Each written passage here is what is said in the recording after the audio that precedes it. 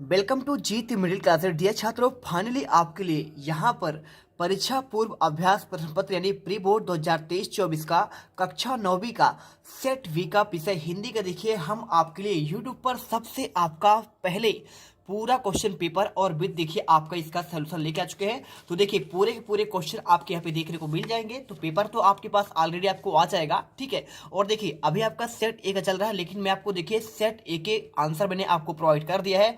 कक्षा 9वीं का हर एक विषय का मैंने आंसर आपको दे दिया है। अब बारी है भैया आपका यहाँ पे देखिए सेट वी का। तो चलिए पूरे आपके 23 क्वेश्चन के आंसर आपको इस वीडियो में प्रोवाइड कराते हैं। देखिए सबसे पहले अगर देखा जाए तो आपका पेपर देखिए पूरे 75 में से 75 नंबर दिलाने की मैं गारंटी लेता हूँ। पहला क्वेश्चन देखिए क्या लिखा है, हिंदी साहित्य का सर्वाधिक लोकप्रिय महाकाव्य क्या है।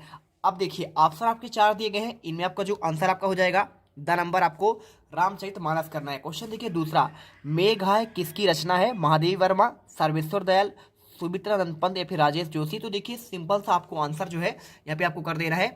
देखिए क्या होगा आंसर, सर्वेश्वर दयाल सक्सेना। इसके बाद देखिए क्वेश्चन आपका तीसरा आता है, कामायनी है महाकाव्य, खंड काव्य, मुक्तक काव्य या फिर देखिए आपका दृश्य काव्य। तो देखिए तीसरा का आपको जो आंसर है ना, यहाँ पे इसका आंसर आपको देखिए महाकाव्य कर देना है। और कांजी हाउस का चौकीदार लालटेन लेकर आता था क्या करने, खाना देने, पानी देने, मारने या फिर देखिए आपको द आंसर आपको हाजिरी लेने कर देना है। इसके बाद देखिए पांचवा, समास के प्रकार हैं 2, 3, 6 या फिर आपका 4। तो देखिए समास के आपके इसमें आपके 6 प्रकार होते हैं, आप इसमें आंसर करिए। और देखिए देखिए इस जल प्रलय में पाठ की विधा क्या है, कहानी है, रिपोर्टाज है, उपन्यास या फिर आपका नाटक। तो देखिए छठे का आपको जो आंसर है ना, यहाँ पे आपको देखिए रिपोर्टाज करना है। और इसके बाद देखिए दिया गया है कैदी और कोयल दोनों ही डैश डैश देश के आपके देखिए क्या है इसे बताना है। तो देखिए आपका गुलाम देश के वासी है, ठीक है। इसके बाद छंद के अंतिम वर्णों की आवृत्ति क्या कहलाती है, तो आपका देखिए कहलाता है आपका यहाँ पे तुक कहलाएगा, ठीक है। आप इसमें तुक लिख दीजिएगा। और देखिए अगर आपको समझ में नहीं आ रहा तो आपको मैं आंसर इसमें लिख देता हूँ, गुलाम और आपका यहाँ पे हो जाएगा तुक, ठीक है। ये आंसर मिल गया आपको। इसके बाद देखिए करुण रस का स्थायी भाव क्या है, तो आपका देखिए इसमें आपका शोक हो जाएगा, तो आप इसमें आंसर शोक कर दीजिएगा। इसके बाद देखिए यहाँ पे दिया है लेखिका महादेवी के बाबा फारसी और किसके जानकार थे, तो आपका देखिए इसमें आपको यहाँ पे लिख देना है उर्दू, तो आप इसमें उर्दू कर दीजिएगा। इसके बाद देख लीजिए यहाँ पे दिया गया है अन्य भाषाओं के संपर्क के कारण हिंदी में आने वाले शब्द कहलाते हैं, तो आपको देखिए इसमें विदेशी लिखना है आंसर। और इसके बाद देखिए यहाँ पे क्वेश्चन दिया गया है रीढ़ की हड्डी किस विधा में लिखी गई है, तो आपका ये हो जाएगा एकांकी, ठीक है। सिंपल सा आंसर आपको करना है। और अगर वीडियो अच्छी लगी हो, हमारी मेहनत आपको लग रहा है कि सर ने सबसे पहले आंसर दिया है और मेहनत किया है, तो दिल से वीडियो हमारे चैनल को सब्सक्राइब कीजिए। तो चलिए फटाफट हमारे चैनल को दिल से सब्सक्राइब करिए, क्योंकि आप भैया यहाँ पे प्री बोर्ड के पेपर में टॉपर्स बनने वाले हैं। चलते हैं आपके देखिए आगे क्वेश्चन देखिए आपको यहाँ पे मिल जाएंगे। यहाँ पे देखिए आपको सत्य असत्य वाले क्वेश्चन। अब देखिए क्वेश्चन में क्या दिया गया है, देखिए लिखा है यहाँ पे सत्य असत्य लिखना है। सुमित्रा नंद पंत क्या आपके प्रकृति प्रेमी है, तो देखिए बिल्कुल आपका इसमें आंसर आपको सत्य लिख देना है, ठीक है। आपको सत्य लिख दीजिए इसमें। इसके बाद देखिए खंड काव्य की कथा वस्तु क्या आपकी विस्तृत होती है, तो अगर मैं इसके आंसर की बात करूं तो देखिए बिल्कुल आपका यहाँ पे जो है खंड काव्य का आपका सीमित होता है भैया। देखिए आपको इसमें आंसर भी आपको मिल जाएगा। देखिए अगर आप इसमें देखेंगे, चलिए छोड़िए, इसमें मैं आपको डायरेक्टली आपको दिखा दे रहा हूँ। यहाँ पर आपको जो आंसर इसमें आपको लिख देना है असत्य, ठीक है। इसके बाद देख लीजिए यहाँ पर आपको असत्य लिखना है। और डांडे तिब्बत की सबसे खतरे की जगह है, आपका ये सत्य हो जाएगा बिल्कुल। और इसके बाद देखिए नाटक गद्य की आपका गौड़ विधा है, भाई नाटक आपका जो गद्य का है ना प्रमुख विधा है, तो आपको इसे देखिए असत्य करना है, ठीक है। इसके बाद देख लीजिए यहाँ पे क्या दिया गया है, मोटाई शब्द में क्या आपका ई प्रत्यय है, भाई ई प्रत्यय नहीं है आपका। देखिए मोटा धन आपका आई है, तो आई प्रत्यय है, इसलिए आपका यहाँ पे असत्य हो जाएगा, क्योंकि आपका इसमें क्या दिया गया है, इसमें तो आपको बात बोल रहा है कि आपका ई है। नानी के मन में क्या देश के आज़ादी के प्रति जुनून था, बिल्कुल आपका सत्य हो जाएगा।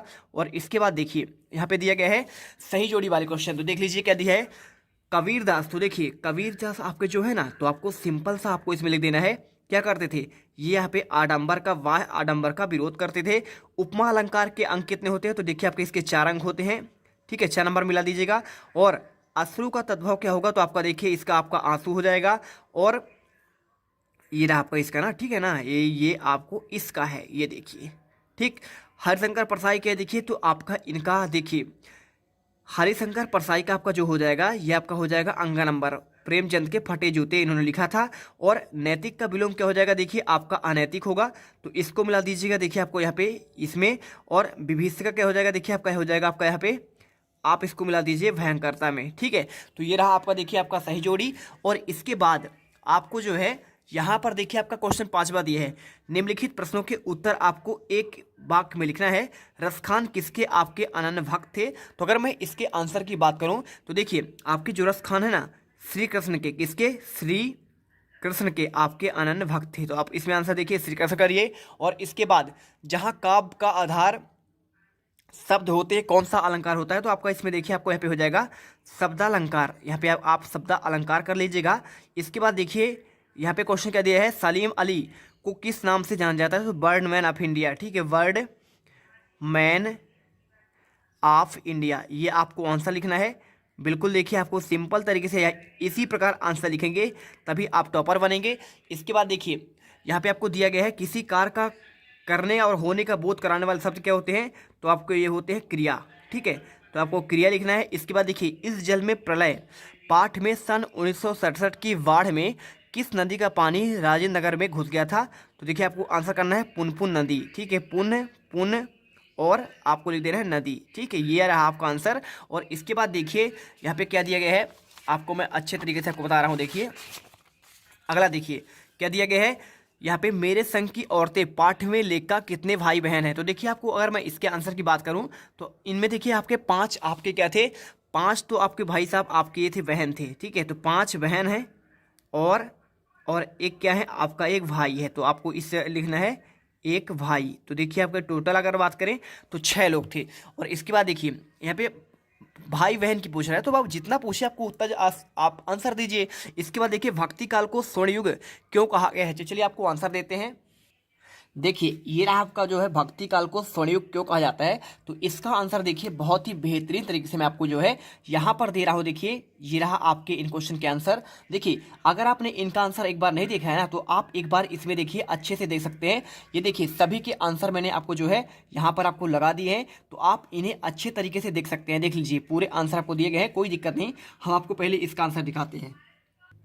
देखिए आपको उत्तर मिल गया, भक्तिकालीन साहित्य अपने पूर्ववर्ती परवर्ती काल के साहित्य के निसंदेह उत्तम है। आधुनिक काल का व्यापक और वैविध्य पूर्ण साहित्य अनुभूति की गहनता भाव प्रवाह की दृष्टि से भक्तिकालीन साहित्य के समकक्ष नहीं है। और इसी विशेषता को देखते हुए विद्वानों ने भक्ति काल को देखिए हिंदी का साहित्य का स्वर्णयुग कहा गया है। ये आंसर हो जाएगा। इसके बाद देखिए 6 नंबर अथवा का देखिए छायावाद के आपको कोई 2 विशेषता आपको लिखना है, तो देखिए इसका भी आंसर है, कोई दिक्कत नहीं है। देखिए आपको ये रहा इसका आंसर, आपका देखिए क्वेश्चन 6 का आंसर। तो आपका देखिए आपको इसमें लिखना है छायावाद की आपका विशेषता पहला व्यक्तिवाद की प्रधानता, आप इसे लिख दीजिए। और इसके बाद आप लिख दीजिए प्रकृति का मानवीकरण। देखिए आपको यहाँ पे दोनों विशेषता आपको मिल गए। अब इसके बाद क्वेश्चन देखिए आपका आता है 7वां, सर्वेश्वर दयाल या फिर आपका सुमित्रानंदन पंत के भाव सौंदर्य की कोई आपको 2 विशेषता बतानी है।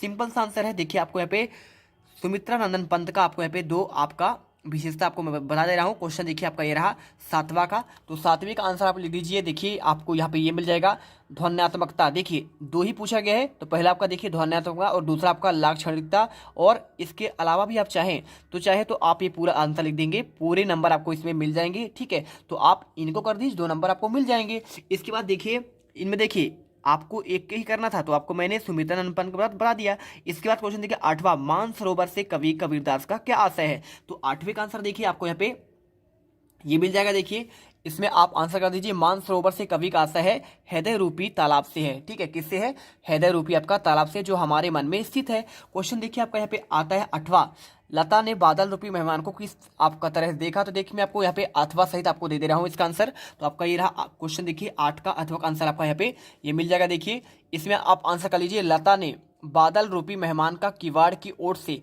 देखा क्योंकि वह मेघ के देर से आने के कारण व्याकुल हो रही थी और तथा संकोच बस उसके सामने नहीं आ सकती थी। ये रहा क्वेश्चन आपका 8वें का आंसर।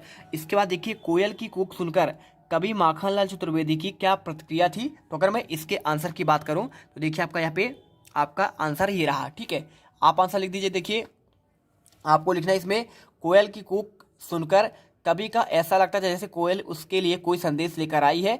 संदेश शायद अति महत्वपूर्ण है, इसलिए कोयल ने सुबह होने का इंतजार नहीं किया।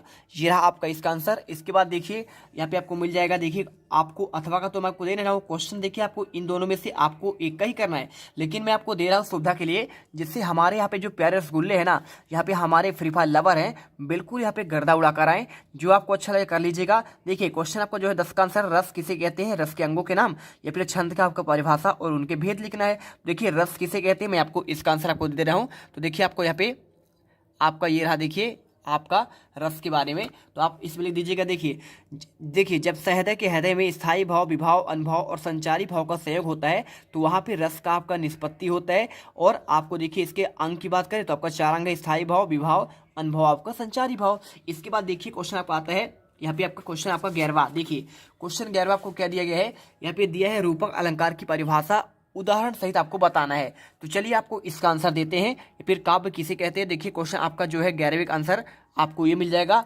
रूपक अलंकार के बारे में। तो जहां उपमेय में उपमान का भेद रहित आरोप प्रकट किया जाए वहां रूपक अलंकार होता है, और आपको देखिए ये उदाहरण आपको लिख देना है, ठीक है। चलिए इसके बाद देखिए आपका क्वेश्चन आता है 12वां, कहानी विधा का आपको संक्षिप्त परिचय देना है या फिर आपका एकांकी विधा का। तो देखिए आपको यहाँ पे आंसर आपको मिल जाएगा कहानी विधा का। तो इसका आंसर देखिए आप ये रहा, इसका आंसर आप अच्छे से स्क्रीनशॉट कर लीजिए, फिर वीडियो रोककर आप इसे आंसर लिख लीजिए, ठीक है। चलिए पूरा आंसर आपको ये करना है।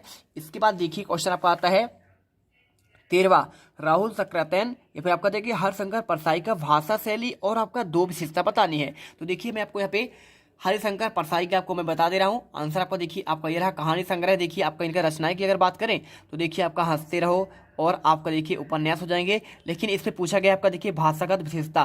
तो देखिए आपको यहाँ पे भाषागत विशेषता, यहाँ पर आप कुछ मत करिएगा, 2 लाइन लिखिएगा। यहाँ पे ये लिख दीजिए कि देखिए इनकी रचनाओं में बोलचाल के शब्दों, तत्सम और आपका विदेशी शब्दों का प्रयोग हुआ है। पहला आपका लाइन ये हो जाएगा। दूसरी लाइन लिख दीजिएगा यहाँ पे लक्षणा और व्यंजना का कुशल प्रयोग आपका पाठकों को प्रभावित करती है, ये आपका दूसरा लाइन हो जाएगा। और इसके अलावा आप चाहें तो यहाँ पे लिख सकते हैं मुहावरे और कहावतों का भी प्रयोग हुआ है। तो आपका 3 आपके यहाँ पे लाइन आपके हो जाएंगे। आपको इसमें देखिए 2 ही पूछा गया है, और भाषा शैली की आपकी पूछा गया है। देखिए तो भाषा शैली आपका देखिए आपको यहाँ पे ये दिया गया है, आपका इस प्रकार से आपको आंसर यहाँ पे लिखना है, ठीक है। तो इससे पूरा उतार लीजिएगा। इसके बाद चलते हैं आपके नेक्स्ट क्वेश्चन। देखिए यहाँ पे दिया है 2 बैलों की कथा पाठ में यहाँ पे माध्यम से कौन सी नीति मूलक का आपका बात उभर कर आता है। तो देखिए आपको 2 बैलों कथा के माध्यम से आपको जो है ना, आपको क्वेश्चन कौन सा देखिए आपका यहाँ पे 14 नंबर का है ना। तो 14 का आंसर देखिए आपको यहाँ पे जो आंसर लिखना है, इसके देखिए आपके अथवा वाला, तिब्बत यात्रा के दौरान लेखक राहुल सक्रातेन को किन कठिनाइयों का सामना करना पड़ा। तो इसका उत्तर देख लीजिए, कोई दिक्कत नहीं। देखिए उस समय भारतीयों को तिब्बत यात्रा की अनुमति नहीं थी और इसलिए उन्हें भिखमंगे के रूप में यात्रा करना पड़ी, और चोरों के डर से भिखमंगों को वहां के लोग ने घर में घुसने नहीं देते थे, और इसी कारण लेखक को भी ठहरने के स्थान को लेकर कठिनाई का सामना करना पड़ा। इसके बाद देखिए आपका आता है क्वेश्चन 15वां, महादेवी वर्मा उर्दू फारसी क्यों नहीं सीख पाई। तो इसका आंसर देख लीजिए, आपको आंसर है आपको ये मिल जाएगा। तो देखिए ये रहा आपका इसका आंसर, इसका आंसर लिख लीजिए। ये देखिए पूरा आंसर आपको दिया गया है कि भाई साहब यहाँ पे क्यों नहीं सीख पाई थी, ठीक है। तो पूरा आंसर ये लिख दीजिएगा, क्योंकि देखिए जब उन्हें उर्दू पढ़ाने के लिए मौलवी साहब घर आते थे तो लेखा चारपाई के नीचे छिप जाती थी। भाई जब छिप जाएगी तो कहाँ से सीख पाएगी। इसके बाद क्वेश्चन देखिए आपका आता है यहाँ पे 16वां, मुहावरे का आपको अर्थ करिए इन दोनों के, या फिर आपको निपात का आपको उत्तर देना है। तो देखिए आपको निपात का मैं आंसर आपको दे रहा हूँ। आपका ये रहा देखिए निपात का पूरा आंसर। तो आपको देखिए निपात क्या होते हैं, किसी बात पर अतिरिक्त भार देने के लिए जिन शब्दों का प्रयोग होता है उन्हें निपात कहते हैं। और पूरा उत्तर कर दीजिएगा, हम आपको पूरे रियल आंसर दे रहे हैं। आप चाहो तो इनके उदाहरण भी 1-2 लाइन आप लिख सकते हैं, ठीक है। चलिए इसके बाद क्वेश्चन देखिए आपका 17वां आता है। क्वेश्चन 17वां, लेखिका मृदुला गर्ग ने अपने नानी को क्यों प्रभावित थी। तो देखिए आपको मैं इसका अथवा का आंसर दे रहा हूं, तो आपका देखिए आंसर आपको ये मिल जाएगा। लेखिका मृदुला गर्ग अपनी नानी को कभी देखा नहीं था, परंतु उनके विचारों से वह बहुत प्रभावित थी। वे स्वतंत्रता सेनानी थी और उनके अपनी बेटी की शादी को एक स्वतंत्रता सेनानी से करवाई, जिससे उनके स्वतंत्रता सेनानी होने का पता चला। तो आप क्वेश्चन आपका 17 का आंसर आपका ये हो जाएगा। इसके बाद देखिए आपका 18वां आता है। यहाँ पे आपको इसका काव्यांश का संदर्भ प्रसंग आपको व्याख्या करना है। कैसे आपको व्याख्या करेंगे, देखिए आपको आंसर जो है यहाँ पे लिखे ना, ऊंचे कुल का जन्मिया करनी ऊंच ना हो। देखिए कबीर जी की आपका एक रचना है, इसका देखिए आपको संदर्भ प्रसंग कैसे लिखना है।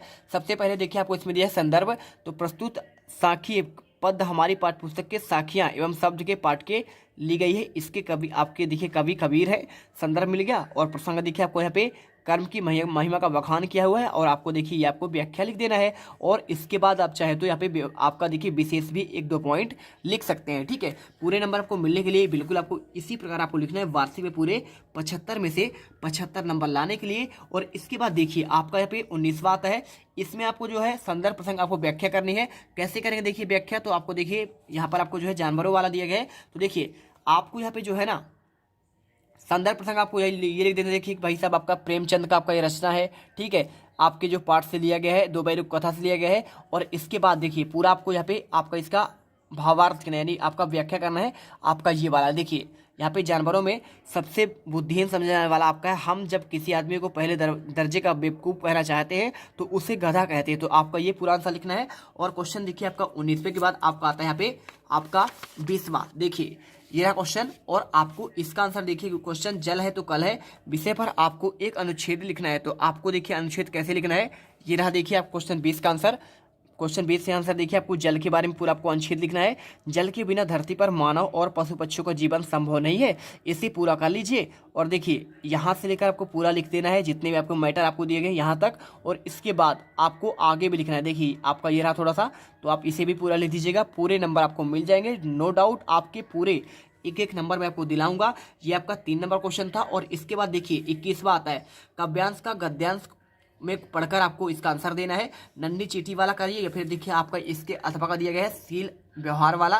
तो मैं आपको देखिए इनका आंसर आपको दे रहा हूँ। गद्यांश का उचित शीर्षक क्या है, तो देखिए आपको यहाँ पे लिख देना है शीर्षक, तो आपको ये लिखना है। देखिए शीर्षक आपको यहाँ पे ये हो जाएगा, इससे जो है आप शीर्षक लिख लीजिए सील युक्त व्यवहार मनुष्य की प्रकृति। ठीक है, आपको मात्र इतना लिखना है। और इसके बाद देखिए सील युक्त व्यवहार का विशेषता क्या है, तो आपको देखिए इसका आंसर आपको जो है यहाँ पे ये मिल जाएगा। देखिए आपका ये रहा आंसर, ये देखिए यहाँ पे सील युक्त व्यवहार की व्यक्ति की आपका हितकर होता है और इससे मनुष्य की ख्याति बढ़ती है। और इसके बाद देखिए इसका आपका गद्यांश का सारांश लिखना है। तो सारांश आपको देखिए आपको ये वाला पॉइंट लिख देना है सारांश में, और इसके बाद आपको ये वाला पॉइंट। ठीक है, तो आप देखिए इन दोनों पॉइंट को आप एक साथ लिख दीजिए, पूरे आपको सारांश में आपको नंबर इसमें मिल जाएंगे। और इसके बाद क्वेश्चन देखिए आपको आता है 22वां, अपने कक्षा शिक्षक को अर्ध दिवस के अवकाश हेतु आवेदन पत्र या फिर अपनी वार्षिक की तैयारी के लिए अवगत कराते हुए पिताजी को पत्र लिखना है। तो मैं देखिए आपको इसके अथवा का आंसर कर दे रहा हूँ, क्योंकि आपको देखिए छुट्टी का आवेदन पत्र तो आपको ऑलरेडी आपसे बनता है।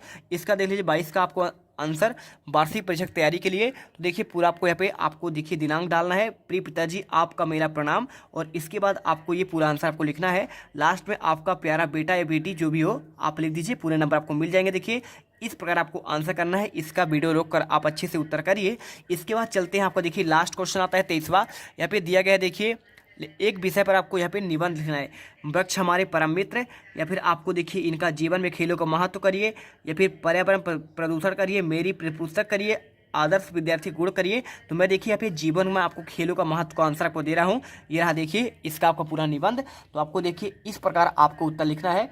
सबसे पहले आपको एक परिचय लिख देना है, और परिचय देखिए आपको यहाँ पे या यहाँ तक लिखना है। और इसके बाद आपका आएगा इसका इतिहास। इतिहास देखिए बहुत ज़्यादा मत करिए, यहाँ तक कर दीजिएगा। और इसके बाद आपको इसे नहीं लिखना है, आप इसे करिए। देखिए शारीरिक समन्वय और ताकत, तो आपको देखिए यहाँ तक करना है आंसर। और इसके बाद आपको इधर नहीं करना, ठीक है, ये देखिए कर दीजिए चरित्र और स्वास्थ्य निर्माण का, ये आंसर कर लीजिए। और इसके बाद आपको लास्ट में निष्कर्ष लिख देना है आपका ये। ठीक है, पूरे नंबर 75 में से 75 नंबर आपको मिल जाएंगे, मैं इसकी गारंटी देता हूँ। तो देखिए आपको इस प्रकार से मैंने आपके पूरे क्वेश्चन के आंसर आपको प्रोवाइड करा दिया है। और आई होप अब यहाँ पे आप टॉपर बन जाएंगे। मिलते हैं नेक्स्ट वीडियो पर। यदि आपने कोई भी आप यहाँ पे वीडियो नहीं देखे, किसी विषय का सेट आपका ए का पूरे के आंसर आपके प्रोवाइड कर दिए गए हैं। जीत क्लासेस इंडिया आप जो है टेलीग्राम ज्वाइन कर लीजिए। यहाँ पे आपको 36-37 हज़ार आपको सब्सक्राइबर मिल जाएंगे टेलीग्राम पर। वहाँ पर आपका पूरा PDF आपको डाल दिया जाता है, जिससे आप आसानी से पूरे आंसर कर पाएँ। तो जल्दी से जाइए टेलीग्राम ज्वाइन करिए और आपका PDF भी डाउनलोड कर लीजिएगा। ठीक है, उसका आपको लिंक जो है डिस्क्रिप्शन में दिया गया है। मिलते हैं नेक्स्ट वीडियो पर। जय हिंद, जय भारत। हमारे चैनल को दिल से सब्सक्राइब जरूर करिएगा। ठीक है।